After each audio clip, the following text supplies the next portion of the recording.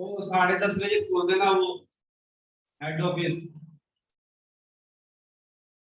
में आएंगे हेड बंदे।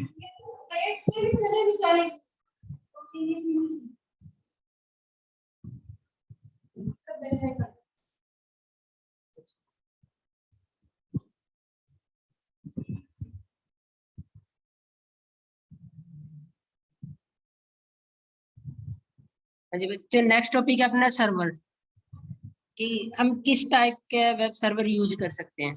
ठीक है ना, यानी कि जब आपने कोई वेबसाइट डेवलप की है बाय यूजिंग PHP या कोई भी अलग स्क्रिप्टिंग लैंग्वेज, तो आपको ना एक सर्वर की जरूरत पड़ती है। ठीक है ना, वेब सर्वर आपके पास होना चाहिए।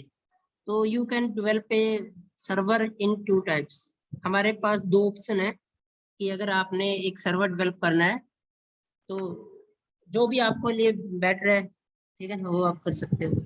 तो सबसे पहले है remote server. Remote server mean जिसकी लोकेशन आपकी लोकेशन से अलग हो। ठीक है ना, रिमोट का मीनिंग ही यही होता है ना कि दूसरी जगह पे कोई आपसे दूर है। वो कितना दूर है वो मैटर नहीं करता है टेक्नोलॉजी में, क्योंकि इंटरनेट के थ्रू आप कहीं से कैसे भी एक्सेस कर सकते हो। ठीक है ना, यानी कि जब आपने अपनी आप ऐसा कंसीडर कर सकते हो जैसे कोई कंपनी है उसके अलग अलग लोकेशन है, तो वो हर एक जगह तो अपना वेब सर्वर बनाएंगे नहीं, है ना, सर्वर तो सेम ही होएगा। या बैंक का एग्जांपल ले लो, तो उनका जो सेंट्रल पॉइंट होता है, मान लो SBI का बम्बे में है, तो सभी उसको वहां से एक्सेस करेंगे। ठीक है ना, तो सभी के लिए वो एज ए रिमोट सर्वर काम करता है। तो उनके पास उसका एक्सेस होता है, एक्सेस इन द मीनिंग कि आपके पास उसका यूजर नेम है, आपके पास उसका पासवर्ड है। ठीक है ना, तभी आप उसको एक्सेस कर सकते हो। अगर आपको उसमें कुछ मॉडिफिकेशन करनी है या जो भी कोई पॉलिसी चेंज करनी है, ठीक है ना, तो जो आप सर्वर पे काम करते हो तो वो उसका इफेक्ट आपके क्लाइंट्स पे शो होता है। ये एग्जांपल है कि जैसे आप अपने मशीन पे वेब ब्राउजर के थ्रू एक वेब सर्वर को एक्सेस करते हो। ठीक है ना, एज ए क्लाइंट आपकी तरफ से रिक्वेस्ट जाती है। देखो ना, इसको आप 2 वे में डिस्क्राइब कर सकते हो। एक, आप यहाँ पर क्लाइंट दिखा सकते हो कि आप यहाँ पर क्लाइंट हो, वेब सर्वर आपका कहीं और पे है। आप यहाँ से इसको हैंडल भी करने का वो दिखा सकते हो कि कोई पर्सन इसको यहीं से कॉन्फ़िगर करता है, वो यहाँ से इसको हैंडल करता है ना। ऐसा भी हो सकता है ना कि जिसने इसको बनाया हो उसकी लोकेशन भी अलग हो।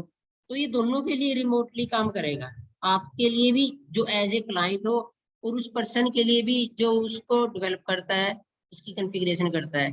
ठीक है ना, उसको हैंडल करता है, कोई पॉलिसी वगैरह अगर लगाई हो, है ना।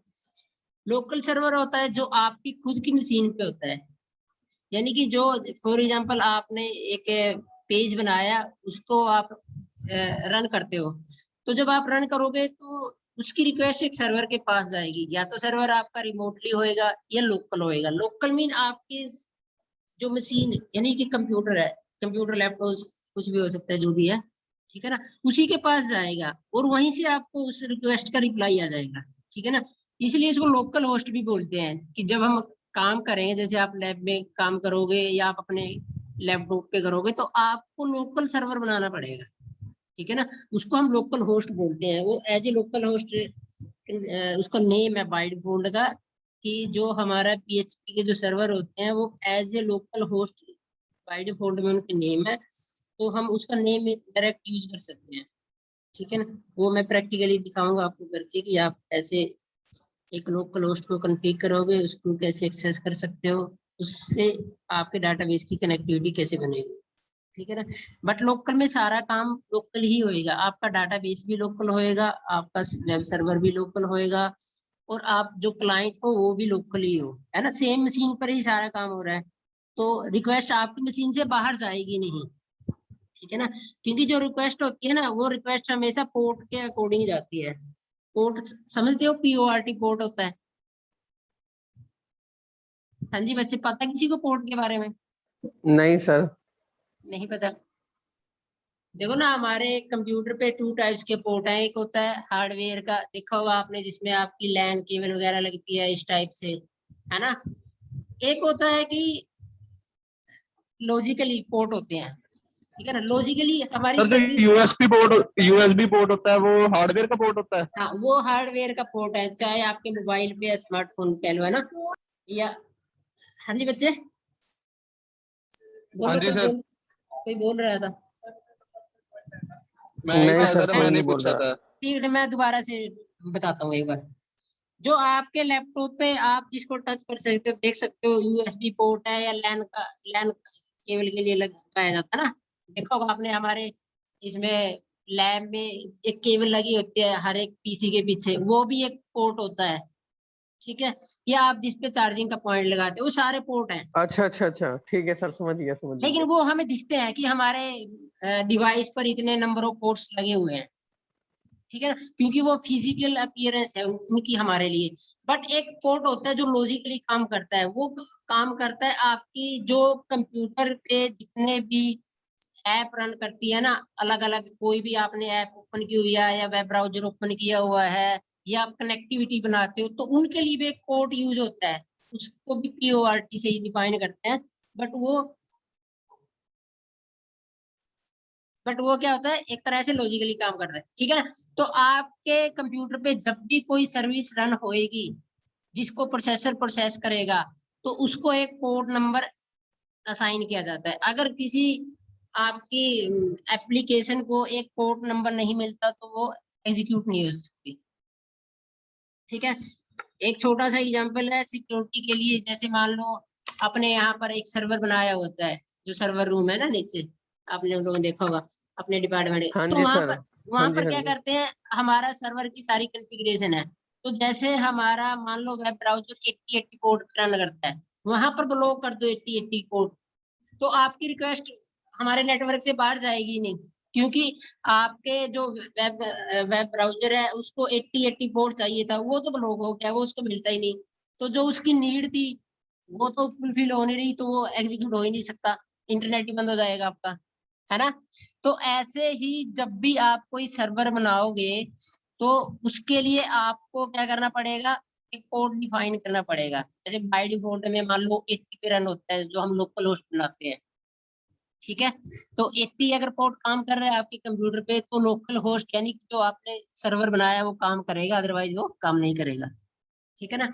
तो सारा काम इसलिए लोकल मशीन में क्या होता है, वो वहीं से वही रहता है, उसको पोर्ट नंबर वही मिल गया जिसके पास उसने रिक्वेस्ट सेंड करनी थी, और उसी पोर्ट के थ्रू आपकी जो वेब पेज था वो एग्जीक्यूट होके आपको एक एज ए क्लाइंट आपकी स्क्रीन पे डिस्प्ले हो गया।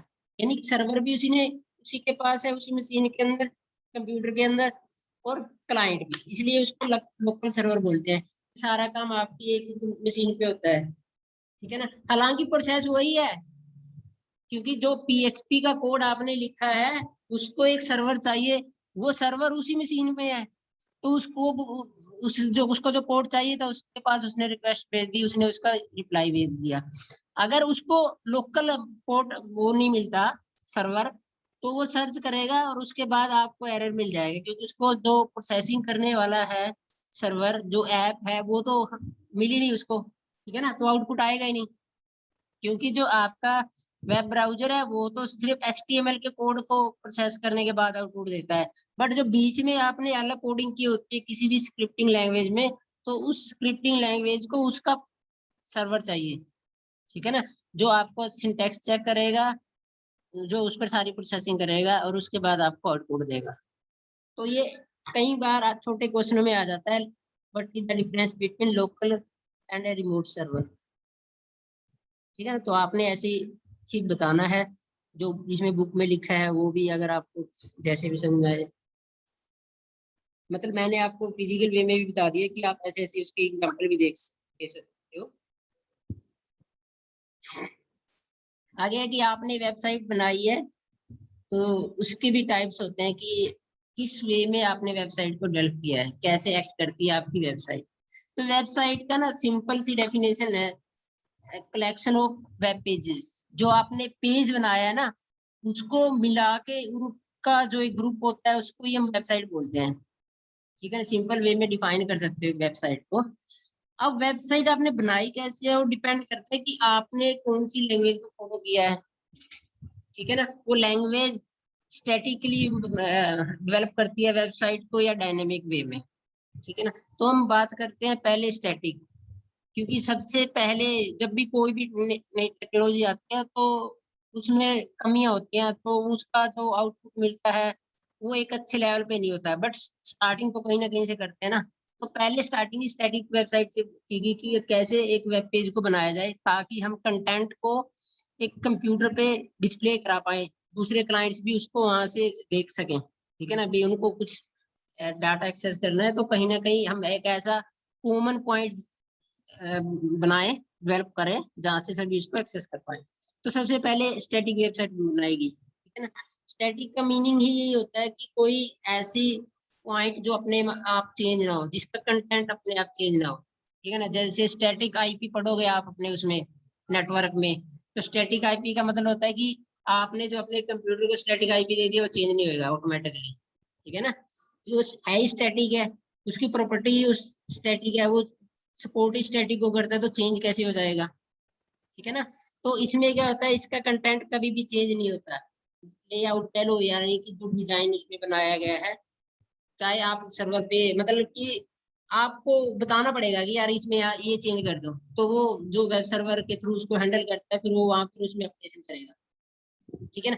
फॉर एग्जाम्पल ऐसा कह सकते हो कि जैसे आपका आप कोई चेक करते हो रिजल्ट्स वगैरह ये वो, तो जब उसमें आप उसको चेक करोगे तो वो आपको ऑटोमेटिकली शो नहीं होएगा, पहले उसको ऐड करना पड़ेगा, फिर उसका मतलब फिर वो एक तरह से एक्सेसिबल होएगा।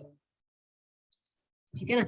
मैन्युअली अपडेट कह सकते हो आप उसमें, कि हर काम आपको हर बार करना पड़ेगा जो भी उसमें अपडेशन चाहिए। ऐसा नहीं है कि आपने उसमें अपलोड कर दिया है और उस कुछ बाद वो चेंज होते रहेंगे और ऑटोमेटिकली डिस्प्ले होता रहेगा, ऐसा नहीं होगा उसमें, है ना। तो फीचर्स है ये सिंपल होती है। ठीक है ना। जैसे आपने HTML पढ़ा ना, अभी हम ये समझ लो HTML की बात कर रहे हैं। स्टैटिक वेबसाइट का मतलब है कि हम सिर्फ HTML के बारे में बात कर रहे हैं। तो सबसे सिंपल होती है स्टैटिक वेबसाइट जो हम HTML में बनाते हैं, CSS भी उसका कुछ पार्ट होता है। ठीक है ना। बट उसमें स्क्रिप्टिंग लैंग्वेज कहीं पर नहीं आती। हाँ, वो जो भी आप सोर्स कोड वगैरह डेवलप कर सकते हो, ऑडियो वीडियो वगैरह वो सारे आप दे सकते हो। इसमें कनेक्टिविटी बनाने का एक ही मेथड है, उसको बोलते हैं हम हाइपरलिंक। याद होगा ना, आप लोगों ने बनाया होगा, एंकर टैग भी यूज किया होगा आपने, ए है ना, हाँ ए जी से सर, लिखते हैं किया उसके। था। तो वो वही हम्म। मेथड होता है स्टैटिक वेबसाइट में, कि हमने एक वेब पेज को दूसरे वेब पेज से लिंक करना है। ठीक है ना, सिर्फ हाँ एक जी ही। सर। और वो सबसे सिंपल है, आपको उस टैग का पता है, आप उसको डायरेक्ट यूज करके जो उसमें कंटेंट में लिखोगे वो उसका एक तरह से मतलब वहां होता है ना, अंडरलाइन आ जाती है, फिर आप उस पर क्लिक करते हो तो उसका जो आपने हाँ लिंक जी दिया सर। होता हाँ है जी, वो हाँ उसको जी। उठा लेता है वहां से। उसके ऊपर नेक्स्ट वेब पेज खुल जाता हाँ हाँ, वो उसमें अंदर तो ये है। एक ठीक है सर। HTML या CSS के थ्रू अगर आप करते हो तो वो बना सकते हो। ठीक है ना। स्टैटिक क्या कहता है, ये कि सिंपल होता है, सिक्योर होता है, मतलब इसमें ब्रेक डाउन एरर वगैरह ये चीजें आने के चांसेस कम होते हैं। उसका रीजन ये है कि सर्वर तो इसमें होता ही नहीं है ना। सारा काम आप अपने खुद के लिए डेवलप करते हो, क्योंकि जब सर्वर के पास रिक्वेस्ट जाएगी तभी वो ऑन है, ऑफ है, वर्किंग में है क्या ये वो, तभी आएंगे ना एरर वेरर तो। ठीक है ना। इसमें तो जो HTML में क्या होता है, जो आपने लिख दिया वो डिस्प्ले हो जाता है, चाहे वो गलत है चाहे सही है ना। बस हाँ वो जी क्या है सर। कि आपने कौन से टैग में लिखा है वो उस पर डिपेंड करता है, उसके अकॉर्डिंग वो आपको उसका आउटपुट दे देता है। ठीक है हाँ ना। जी सर। तो HTML इसकी एक हाइपर टेक्स्ट मार्कअप लैंग्वेज है, अगर आपने स्टैटिक वेबसाइट की बात करनी है। एडवांटेज भी है। ठीक है ना, इसको आप जल्दी बना सकते हो, कोडिंग बड़ी कम होती है इसमें। ठीक है ना, इजीली बन जाती है, पे वगैरह कम नहीं, पे नहीं करना पड़ता। पे मतलब अगर आपके पास सर्वर होगा तो आपको उसका पे करना पड़ेगा। डिसएडवांटेज क्या है कि इसमें आपको मतलब अपडेट वगैरह की प्रॉब्लम है, हर बार आप करते रहो, काम करते रहो, मैन्युअली काम करते रहो, तो यूजर के लिए ज्यादा यूजफुल नहीं होती है।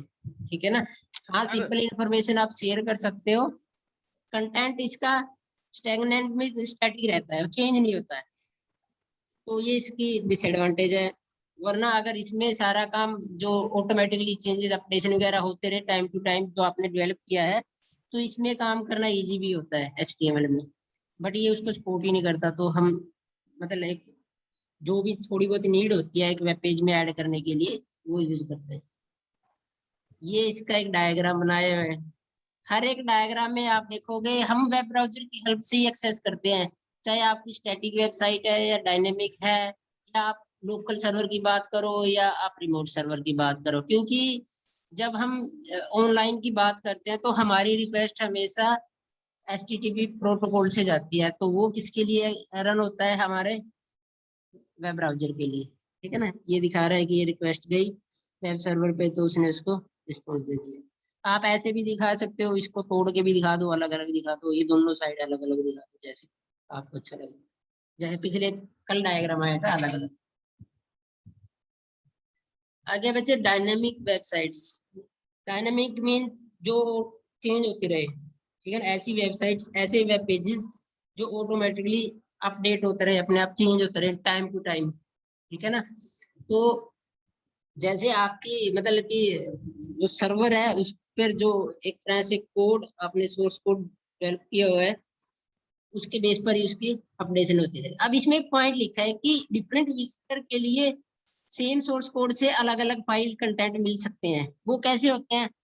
उसका छोटा सा एग्जांपल है कि आपने फ्लिपकार्ट पे अपना अकाउंट बनाया हुआ है या अमेजोन पे बनाया हुआ है, समथिंग, है ना। तो अगर आप लॉगिन करोगे तो वो आपने पहले विजिट किया था उसके अकॉर्डिंग आपको प्रोडक्ट शो करता है, और जो मैं वहां पर सर्च करता हूँ तो मेरे सर्च के अकॉर्डिंग मुझे वो प्रोडक्ट डिस्प्ले करता है कि हाँ बंदा का इंटरेस्ट इसमें है, इलेक्ट्रॉनिक्स पार्ट के प्रोडक्ट में है या जो भी है ना।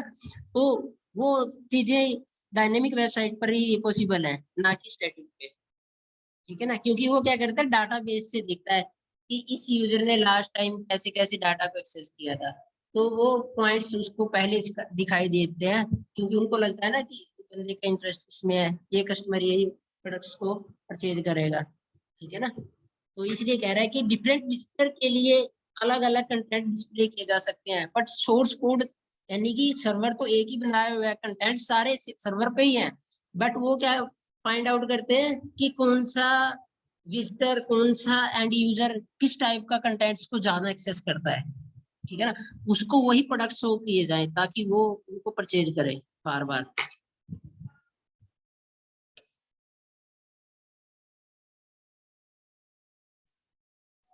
अच्छा, क्लाइंट और इसमें जो स्क्रिप्ट लिखी जाएगी, क्योंकि जो डायनेमिक वेबसाइट है ये दो वे में लिखी जाती है, एक क्लाइंट के लिए, एक सर्वर के लिए। क्लाइंट के लिए इसलिए लिखी जाती है ताकि बार बार क्लाइंट्स की रिक्वेस्ट सर्वर के पास ना जाए, बिजी ना रहे आपका सर्वर, ठीक है ना।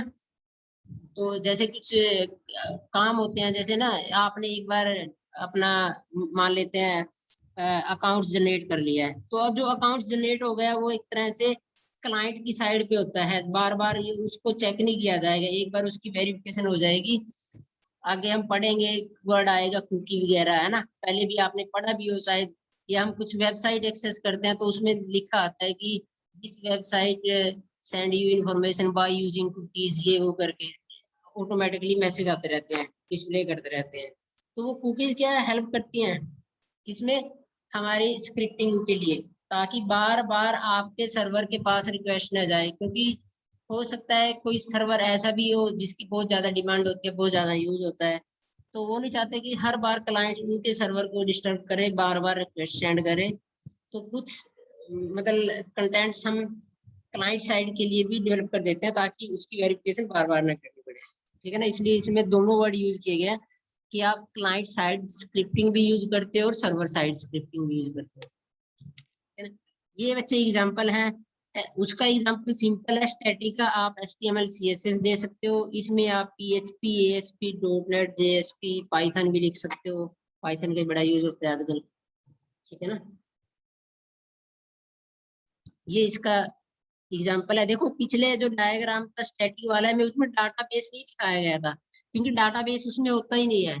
जो भी आप स्टैटिक वेबसाइट डेवलप करोगे उसमें डाटाबेस को सपोर्ट ही नहीं करता। तो आप स्टैटिक वेबसाइट वाले में देखोगे किसी भी डायग्राम में डाटाबेस नहीं शो किया हुआ है, वो हमेशा डायनेमिक वाले में होता है, ठीक है ना।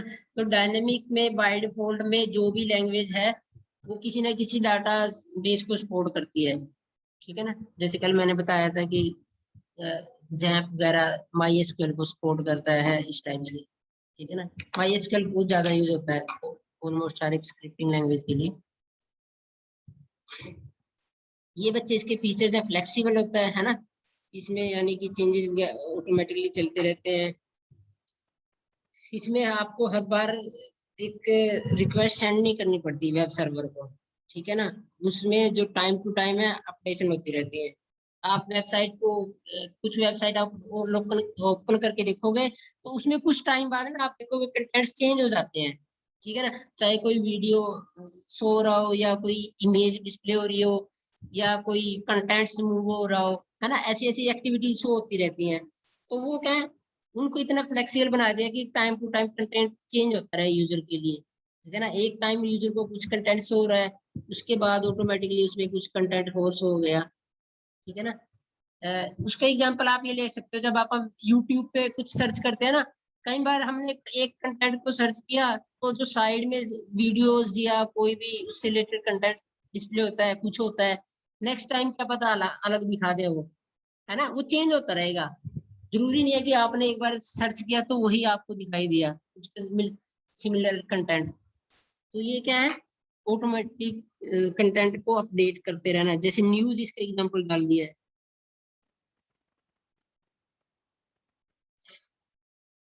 ये कल मैंने बताया था आपको, इंटरनेट वगैरह एक्स्ट्रानेट की फैसिलिटी वगैरह इनको सपोर्ट करता है ये, अगर जरूरत पड़ती है, ठीक है ना। इंटरनेट और इंटरनेट में डिफरेंस पता चल गया था ना, एक्स्ट्रानेट भी मैंने बता दिया था।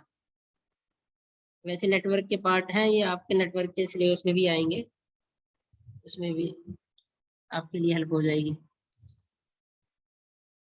डायनामिक के लिए आप ये एग्जांपल हमने ऑलरेडी पढ़ भी लिए हैं, PHP, पाइथन वगैरह, पर्ल, JSP, ASP वगैरह, ठीक है ना। अच्छा, इसकी एडवांटेज यही है कि इसमें फंक्शनलिटी ज़्यादा होती हैं, यूजर्स कैसे भी इसको यूज कर सकते हैं, अपडेट इजी होता है, ठीक है ना। मतलब कि आपका जो कह सकते हो बैक एंड होता है डाटा सर्वर, उसको सपोर्ट करता है। कस्टमाइज वगैरह कुछ भी चेंज करना इजी होता है। इसकी भी डिसएडवांटेज है, बट डिसएडवांटेज क्या है, ये स्लोअर होता है। यानी कि जो आपकी स्टैटिक वेबसाइट होती है ना, वो बड़ी लाइट बनी होती है, उसमें ना तो वो डाटाबेस से चेक करता कि जो कंटेंट आप सर्च करते हो या देख रहे हो, ठीक है ना, वो तो जो उसके पेज पर लिखा होता है वही आपको डिस्प्ले कर देता है। तो उसमें कंटेंट ही बहुत कम होता है, तो स्पीड इजीली मतलब अच्छी हो जाएगी, है ना। मतलब स्पीड की इतना मैटर भी नहीं करती, बट ये है कि जब हम कंपैरिजन करें तो बता सकते हैं कि उसकी स्पीड इससे ज्यादा होती है ना। जब भी आप कोई वेबसाइट ओपन करते हो अगर उसको, अच्छा उसमें टाइम मतलब वो फास्ट भी डेवलप कर सकते हो उसको, क्योंकि उसमें ना आपने डाटाबेस चेक करना, सिंपल जो टैग है उनका डायरेक्ट यूज करो, या आपने कोई CSS का पेज बना रखा है उसको इंक्लूड कर लो, तो जो उसका इफेक्ट आएगा वो ऑटोमेटिकली उस पर शो हो जाएगा। होस्टिंग होती है इसलिए ये कॉस्टली है, ठीक है ना। होस्टिंग का मतलब है कि आप एक वेब सर्वर डेवलप करोगे, आपके पास जो कंप्यूटर होएगा तो उसके लिए आपकी हार्डवेयर की कॉन्फ़िगरेशन भी अलग होएगी, ठीक है ना। कोई आप वेब सर्वर भी लोगे, उसका लाइसेंस भी होएगा, तो सारी उसके कॉस्ट में आ जाती है कि जो हम डायनेमिक वेबसाइट जनरेट करेंगे, डेवलप करेंगे, तो एज कम्पेयर टू स्टैटिक वो उसकी जो कॉस्ट होती है वो ज्यादा होती है, ठीक है ना। ये भी ये कहता है कि आपके वेब सर्वर है मतलब उसकी परफॉर्मेंस अच्छी होनी चाहिए, यानी कि एकदम से रिप्लाई करे तो ज्यादा बेटर है, ठीक है ना। अगर एक क्लाइंट की रिक्वेस्ट आती है वो रिस्पॉन्स देने में बहुत ज्यादा टाइम लेता है, तो वही है ना, फिर यूजर उसको विजिट करना छोड़ देते हैं। मान लो आपने कोई वेबसाइट पे किसी प्रोडक्ट को सर्च किया, कंपेयर कर लो अमेजन को और फ्लिपकार्ट को, तो जो आपको बेटर रिजल्ट देता है तो कस्टमर यूजर उसी पे जाएगा, बार बार उसी को सर्च करेगा, ठीक है ना। डिफरेंस हम भी याद करना बच्चे, ये बड़ा इंपॉर्टेंट है। दो डिफरेंस आए, एक स्टैटिक उसका रिमोट और लोकल वाला, और एक ये स्टैटिक और डायनेमिक वाला। तो दोनों में से एक क्वेश्चन पक्का आता है। तो डिफरेंस क्या है, जो आपकी स्टैटिक वेबसाइट होती है उसमें जो थीम रखी जाती है, कंटेंट होता है, वो हमेशा फिक्स रहता है, उसको आपको ऑटोमेटिकली मतलब ऑटोमेटिकली चेंज नहीं होगा, आपको मैन्युअली उसको चेंज करना पड़ेगा, ठीक है ना। इसके जो कंटेंट होते हैं डायनेमिक के, ये टाइम टू टाइम जैसे रन होती है टाइम के अकॉर्डिंग वो चेंज होते रहते हैं, ठीक है ना। ये देखो ये कह रहा है कि जिसके ब्राउजिंग करना बड़ा आसान होता है, क्विकर होता है, यानी कि एक आपने वेबसाइट ओपन की, जो स्टैटिक बनी हुई है वो एकदम से ओपन हो जाएगी। इसमें क्या होता है, ये थोड़ा सा स्लो है कि ये टाइम ज्यादा लेता है, इसमें कंटेंट भी ज्यादा ऐड किए जाते हैं, फिर ये कंटेंट को चेक भी करता है। मान लो ये हो सके वो कंटेंट उस डाटाबेस से है ना यूज कर रहा हो। इसमें कह रहा है कि कंटेंट को चेंज करना आपको ज्यादा मतलब डिफिकल्ट है, क्योंकि आपको हर बार उसको चेंज करना ही पड़ेगा। इसमें ये कुछ चीजें ऑटोमेटिकली होती रहती हैं, यानी कि आपने इसको बना दिया है, फिर वो टाइम टू टाइम चेंज होती रहेंगी। यो अगर आप देखते हो ना कोई वेबसाइट का यूआरएल पे .htm है या .html है, तो यानी कि वो एक स्टैटिक वेबसाइट है। और अगर हम दूसरे की बात करें .php .asp वगैरह अगर है, तो वो हम डायनेमिक की बात करते हैं, ठीक है ना। ये HTML के थ्रू होता है, ये इनके थ्रू PHP जावास्क्रिप्ट ये वो जो पढ़ी ली है, ये इजी होती है, इसको में थोड़ा डिफिकल्ट होता है, ठीक है ना।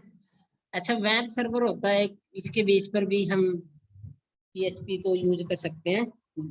हम जैम्प यूज करेंगे, XAMP, ठीक है ना, यहाँ वैम्प लिखा हुआ है। तो जैम्प होता है वो फ्री होता है, ठीक है ना। वैम्प सर्वर फ्री नहीं होता, मतलब क्रैकर वगैरह मिल जाए इसका अलग बात है, कोई क्रैक वर्जन मिल जाए, बट वैसे फ्री नहीं है। तो इसमें तो बच्चे ये स्टेप्स दिखाए गए हैं, यानी कि जैसे हम कोई सॉफ्टवेयर को इंस्टॉल करते हैं ना, तो वो कैसे करते हैं उसके, ये वही सारे हैं, बस पाथ आपने प्रोवाइड करना है, उसका एग्रीमेंट होता है, वो आप बाय डिफॉल्ट में एक्सेप्ट पे ही होता है, ठीक है ना। बाय डिफॉल्ट में जैसे वो सी ड्राइव में इंस्टॉल होता है, आपने किसी और में करना है, जैसे इसने यहाँ एग्जाम्पल दिखा रखा है, ठीक है ना। सॉफ्टवेयर तो इंस्टॉल करते ही है ना सभी, कोई ना कोई, तो सेम प्रोसेस है, वो दिखा रखा है इसमें कि आपने वैम्प को कैसे इंस्टॉल करना है।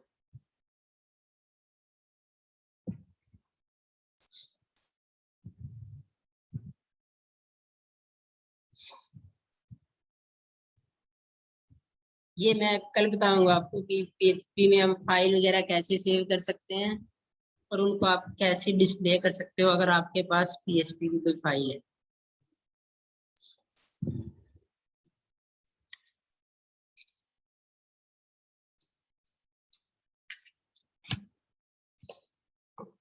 मैं अटेंडेंस लेता हूँ, पहले रोल नंबर 5 शो हो रहा है, फिर 8, फिर 10, फिर 13, फिर 17, फिर 18, फिर 7, फिर 19, फिर 31, 32।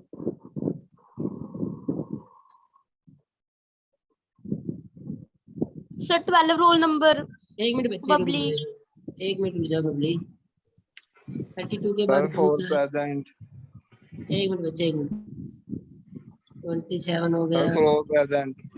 और मैम 3 प्रेजेंट। 4 सर 4। एक रोल नंबर 7 प्रेजेंट। सर रुक जाओ बच्चे, रुक जाओ, मैं अटेंडेंस ले रहा हूँ ना। 35, 14,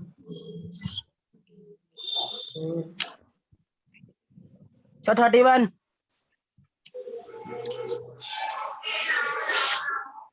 सर 22 भी देख लो। हाँ देख लिया बच्चे, देख लिया। सर 7 देख लो। ये राघव कपूर, आपका क्या रोल नंबर है? 9। 9। सर 3 3 है? सर 3 रोल नंबर है। अच्छा चलो ठीक है, लग गया सभी के। काउंटिंग भी है 6 रोल नंबर। 6 की लगा दिए बच्चे, लगा दी, सर 7 की लगा दी। लगा दी भाई, लगा 4 दी। की लगा दी, 4 की। सर 9 की होगी। हाँ हाँ सर हो गया। 9। 9 कौन है? हाँ जी सर बच्चे, नमन 9। जैन। अच्छा ठीक, नमन जैन सर ठीक है बच्चे, ठीक। प्रेजेंट। नमन पता है, नमन जैन। जो मीटिंग में है सब लगी, ठीक है। सर स्क्रीनशॉट ले लिया करो। अरे स्क्रीनशॉट नहीं लिया जाता ना, स्क्रॉल करके लेना पड़ता है, तो उससे अच्छा लगा ही लो। हमने ऑनलाइन लगानी पड़ती है ना फिर। स्क्रीनशॉट का भी देख। अच्छा सर ठीक है, नहीं मैं ऐसे कह रहा था अगर जल्दी अगर आप नहीं जल्दी क्या करने तो। जीवी मैम क्या कह रहे हैं? अच्छा सर ठीक है। चलो तो ओके। ध्यान देना कौन सा सब्जेक्ट पढ़ा रहे हैं।